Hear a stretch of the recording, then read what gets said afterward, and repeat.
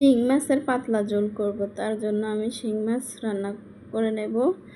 কড়াইতে তেল দিয়ে দিলাম, সরিষার তেল পরিমাণ মতো, আর পেঁয়াজ কাটা টমেটো কাটা দিয়ে দেব। দিয়ে হালকা একটু নেড়ে ছেড়ে দিয়ে আমি আদা রসুন পেস্ট হালকা হালকা দিয়ে দেব। একটু আদা রসুন পেস্ট দিয়ে লবণ দিয়ে দেব, হলুদের গুঁড়ি দিয়ে দেব, সম্পূর্ণ মশলা দিয়ে দেব আস্তে আস্তে, দিয়ে একসাথে সব কিছুই কষিয়ে নেব। জিরার গুঁড়ি দিয়ে দিলাম,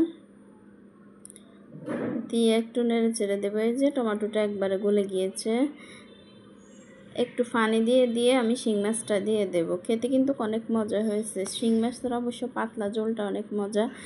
শিং মাছ ভাজি করে খেলে অবশ্য কোনো প্রোটিন পাওয়া যায় না,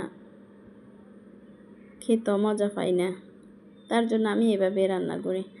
তো এই যে দেখেন 4-5টা কাঁচামরিচ দিয়ে দিলাম, একবারে কষিয়ে নিয়ে আবারও একটু গরম পানি দিয়ে দেব, দিয়ে ঢাকনা দিয়ে কিছুক্ষণের জন্য রেখে দেবো। এই যে দেখেন মাশাআল্লাহ অনেক সুন্দর কালার আসছে। তো সবাই ভিডিও দেখবেন, লাইক কমেন্ট শেয়ার করবেন, সবাই ভালো থাকবেন, আমাদের জন্য দোয়া করবেন। আল্লাহ হাফেজ।